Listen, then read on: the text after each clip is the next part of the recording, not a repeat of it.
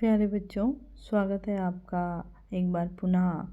आज की कक्षा में हम अध्ययन कर रहे हैं चतुर्थांश विचलन के संदर्भ में। हमने जाना कि विचलनशीलता यह दर्शाती है कि मध्यमान या केंद्र से आंकड़े कितने फैले हुए हैं या कितने दूर दूर हैं। केंद्र के बिंदु के रूप में मीन मीडियन मोड का अध्ययन हमने पूर्व की कक्षाओं में किया। जब आंकड़े केंद्र का प्रतिनिधित्व न करके अधिक मात्रा में केंद्र से दूरी पर होते हैं, चाहे वह बढ़ती हुई स्थिति में हो या घटती हुई स्थिति में, उसे विचलनशीलता कहा जाता है।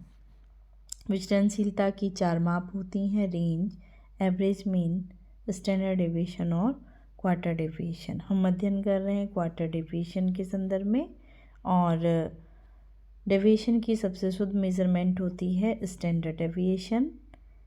उसके बाद उससे कम होती है क्वार्टर डेविएशन, उससे कम होती है एवरेज डेविएशन और सबसे कम होती है रेंज। या मैं कहूँ सबसे सरल मेज़रमेंट है रेंज, फिर उसके बाद थोड़ा सा उच्च स्तरीय है एवरेज, मीन, उसके बाद है क्वार्टर डेविएशन और फिर है स्टैंडर्ड डेविएशन। तो स्टैंडर्ड डेविएशन सबसे शुद्ध वैल्यू होती है।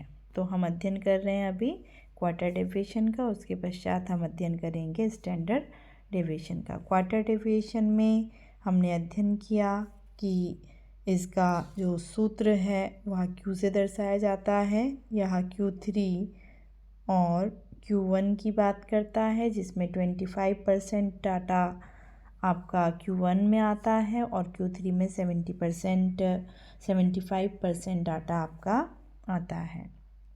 ये चतुर्थांश यानी चौथे अंश की बात करता है। Q को और Q4 को ये छोड़ देता है, जिसे आप कह सकते हैं सबसे निम्नतम अंक को और सबसे उच्चतम अंक को ये छोड़ देता है।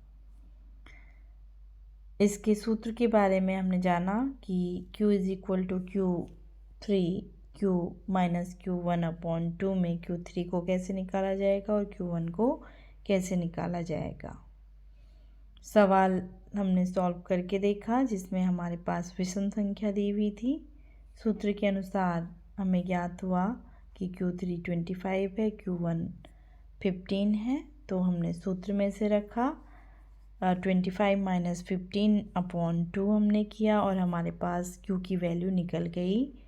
फिर हमने सम संख्या से किस प्रकार से Q3 और Q1 निकलेगा इस प्रोसेस को देखा। सूत्र याद था और सूत्र के अनुसार हमने प्रक्रिया को पूर्ण कर लिया और हमें Q3 की वैल्यू प्राप्त हुई 35, Q1 की वैल्यू प्राप्त हुई थी 23।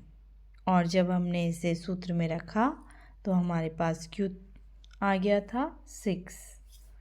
अब हम जानेंगे कि हमने जब x की वैल्यू हमें दी हुई है तब तो यह जान लिया कि Q को किस तरीके से निकाला जाएगा या QD को किस तरीके से निकाला जाएगा।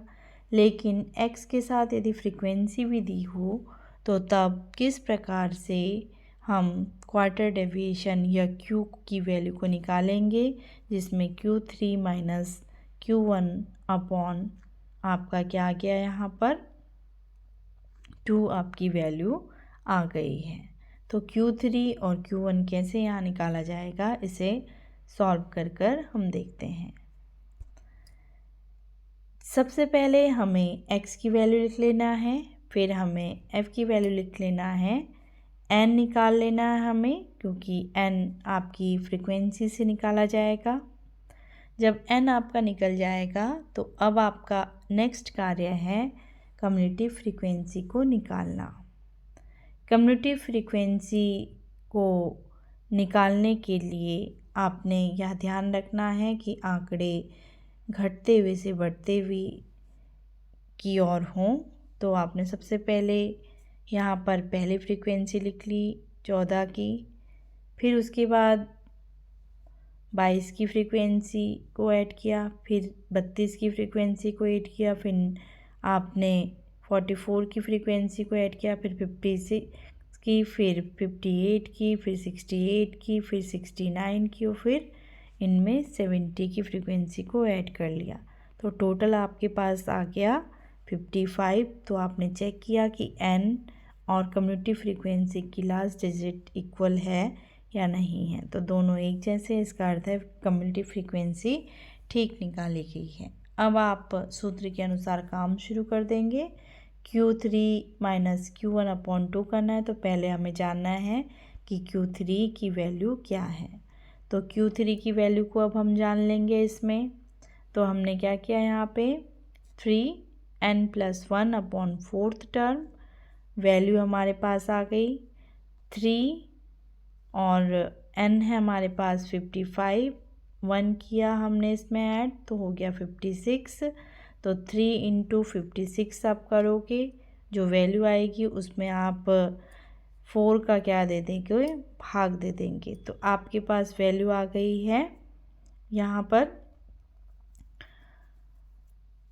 3 × 56 आपने दर्शाया यहाँ पर कि 168/4 आपने किया, तो 42 टर्म यहाँ पे कह रही है। अब 42 टर्म की जब बात आ रही है तो आप देख रहे थे कि यहाँ कहीं 42 नज़र नहीं आ रहा है, इसीलिए इस समस्या के समाधान के लिए आपने क्या निकाला, कम्युनिटी फ्रीक्वेंसी निकाला। अब हम देखेंगे 42 कहाँ पे हमारा आ रहा है, किस कम्युनिटी फ्रीक्वेंसी में आ रहा है। जिस कम्युनिटी फ्रीक्वेंसी में हमारा टर्म आएगी 42 की, उसके सामने वाला जो x की वैल्यू है, जो प्राप्तांकों को दर्शाया जा रहा है, उसी को क्या माना जाएगा, Q3 की वैल्यू माना जाएगा। तो हम देखते हुए क्या 3 में 42 है, नो, क्या 8 में 42 है, नो, क्या 15 में 42 है, नो, क्या 24 में है, नो, 27 में है, नो, 36 में है, नो, 40 में है, नो, 48 में है, यस, क्योंकि 48 बड़ा है 42 से, 40 छोटा है 42 से, तो 48 के अंदर क्या आएगा 42। तो अब इसके सामने जो x की वैल्यू है उसी को क्या कहा जाएगा, Q3 कहा जाएगा। यहाँ पे हमने इंडिकेट भी किया हुआ है, 69 के सामने Q3 लिखा हुआ है। तो कैसे आया ये, हमने क्या किया, Q3 का जो फॉर्मूला था उसे अप्लाई किया, फॉर्मूले के अनुसार आया कि 42 टर्म में आपका Q3 आ रहा है।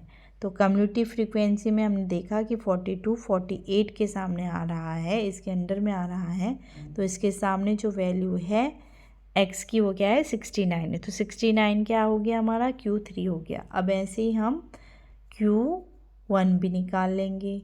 तो Q1 निकालने के लिए n+1/4 किया, तो n कितना हमारा 55, +1 किया तो कितना हो गया 56/4 किया, तो 56 में 4 का भाग दिया, तो कह रहा है 14th टर्म। तो कम्युनिटी फ्रीक्वेंसी में जाएंगे, क्या 3 में 14 आ रहा है, नो, क्या 8 में 14 आ रहा है, नो, क्या 15 में 14 आ रहा है, यस।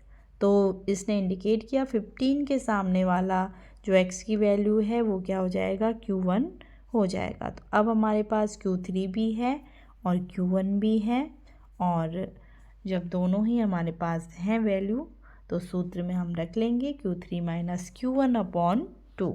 तो 69 माइनस 32/2 आपका आ गया 37/2।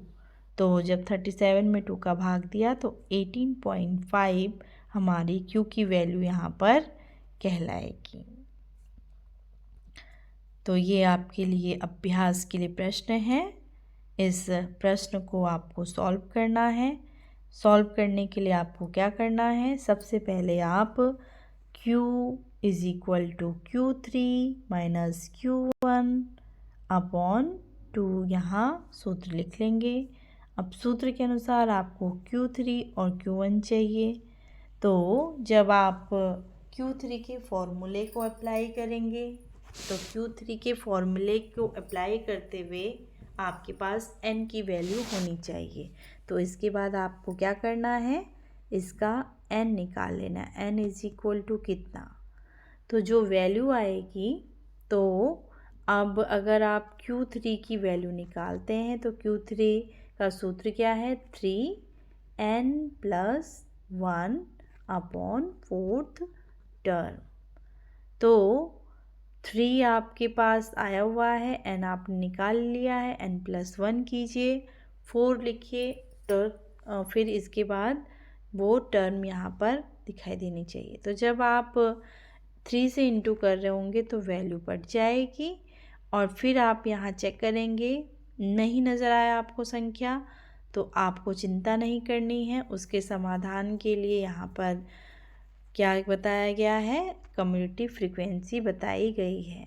तो अब आप क्या करेंगे, कम्युलेटिव फ्रीक्वेंसी लिखना शुरू करेंगे। कम्युलेटिव फ्रीक्वेंसी लिखते हुए यह ध्यान रखना है, x की वैल्यू घटते से बढ़ते हुए और होनी चाहिए। अगर यहाँ बढ़ते से घटते हुए और होता तो हम कम्युलेटिव फ्रीक्वेंसी नीचे से जोड़कर ऊपर की ओर बढ़ते, लेकिन यहाँ हमारी जो रेंज है या x की वैल्यू है वो घटते से बढ़ते की ओर जा रहे हैं, तो हम इसीलिए इस और कम्युलेटिव फ्रीक्वेंसी को काउंट करेंगे।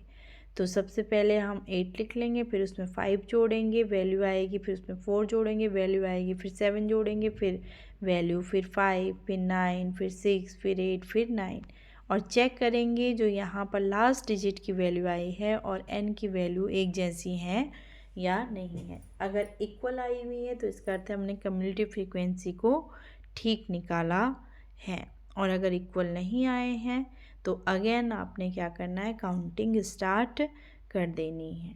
जैसे ही आपको ये वैल्यू पता चल जाएगी, आपका जो Q3 का फॉर्मूला आपने अप्लाई किया था वो आपको दर्शाएगा कि कम्युलेटिव फ्रीक्वेंसी में वो वैल्यू कहाँ पे आ रही है। ठीक उसी कम्युलेटिव फ्रीक्वेंसी के समक्ष वाला, मान लीजिए कम्युलेटिव फ्रीक्वेंसी यहाँ पर आपकी आ रही है इस वाले में, तो कम्युलेटिव फ्रीक्वेंसी के ठीक सामने वाला जो x की स्कोर है उसको क्या माना जाएगा, Q3 की वैल्यू माना जाएगा। मान लीजिए Q1 आपका पड़ा है यहाँ पर, तो इसके ठीक सामने वाला जो x के स्कोर हैं उसको क्या माना जाएगा, Q1 माना जाएगा। तो इस तरीके से आपने फॉर्मूले के अनुसार इसे सॉल्व करना है और चेक करना है कि जब हमें x के साथ f की वैल्यू दी हुई है तो किस तरीके से हम क्वार्टर डिवीजन को निकालेंगे। तो आज की कक्षा में हम इतना ही अध्ययन करेंगे। धन्यवाद।